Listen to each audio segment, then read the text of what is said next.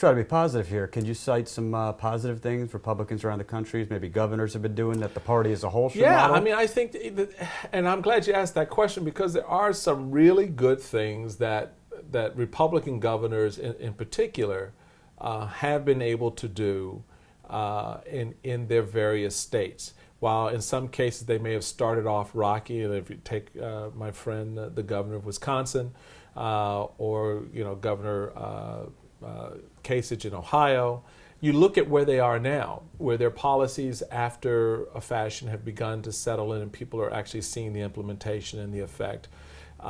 It's good government. It's better government for them.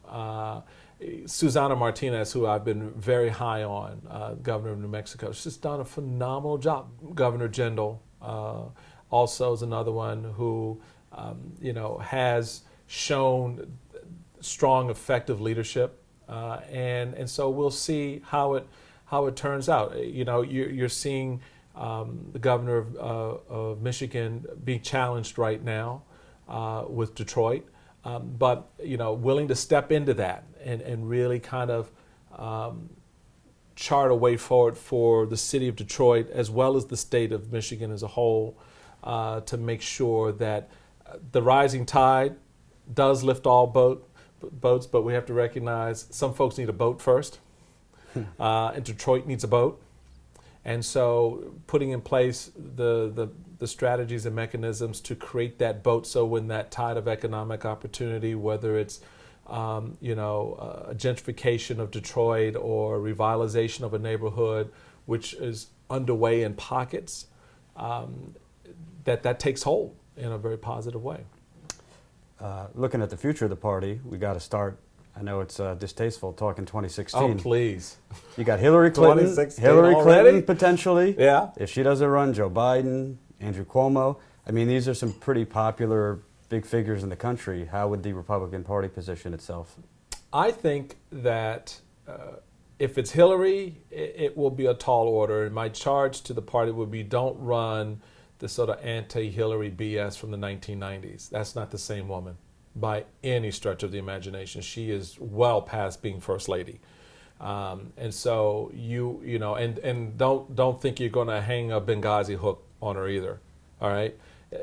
Not to say that there's nothing legitimate in that argument, because I think there is. I think that the administration really dropped the ball there and has been scrambling ever since, and is sort of taking cover with a political, they're just politicizing it. But there's substantively something there that's really worth value in the conversation. But that's not going to make or break her candidacy, and it certainly won't make or break any Republican nominee's candidacy. So don't act like that you've just found the golden egg, and you're going to run with that. I think the overall argument is going to have to be, as it should have been in 2012, as it was in 2008, around the economy.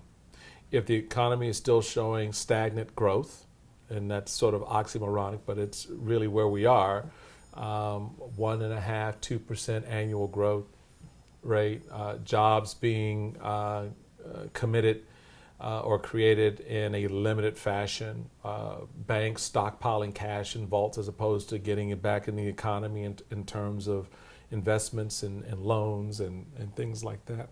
Yeah, then I think we'll be able to make a cogent argument that the country clearly needs to move in a different direction. I would not lead with a social argument to begin with, because I think the country, which is why Ron Paul was popular, certainly with millennials, and Rand Paul is popular, has adopted a more libertarian view when it comes to social stuff. And they get that they are already empowered to make those decisions for themselves. I don't need you to make it for me. I took to heart back in 2006 when I ran for the U.S. Senate, a young man that I met up in Baltimore who said to me, he said, I'd be a Republican in a heartbeat because I agree with you guys, particularly on your economic message. I'm an entrepreneur. That resonates with me. He said, but you guys are going off on the social stuff, and I have my own view of this. He said, I go to church on Sunday, and my pastor beats me up on that every Sunday. I don't need a political party to beat me up Monday through Saturday on how to live my life. And I learned a lot from that. It doesn't mean that we can't speak about these issues, that we can't be pro-life politically and all of that. But we have to show respect for people who aren't in the same space as we are. And so you live your lives and you try to express views in a way as an example as opposed to a dictate. And people will work that out for themselves, where you can have a real impact on people and how they go about their daily business is on the economic policy and the fiscal policy and the national security policies that you espouse. And I think that will be our sweet spot. It should be our sweet spot for our candidates in 2016. Winding down, I'd be derelict not to ask, what's the future for Michael Steele? I've heard rumors of governor, president. Oh, please, yeah, right, yeah, that'll be fun. I'm looking. I look at the governor's race in Maryland. It's a tall order. It's a difficult campaign, and I have good friends who are already involved in that race, and I respect them for it, admire them. I'm taking the rest of the summer and to look at it. We'll see. Last question, and probably the most important. Mm-hmm. If you ran in a hypothetical race, who would win between Michael Steele, the man, and Michael Steele, the Daily Show puppet? Oh man, I tell you, that's close. That's close quarters there. Let's see. I don't know. Well, that little Muppet is sitting in my office at home, so I'll have to go back and converse with him. We have to work that out. But I think I'd have an edge, only because I'm not blue. That would go viral. That would be a good debate. That would be a good debate. Yeah. I would actually probably would be. I have to think about that. Set him up and have he and I have a little conversation about which one of us should run. Great. Chairman Steele, thanks so much. Very Appreciate much. it. Appreciate it.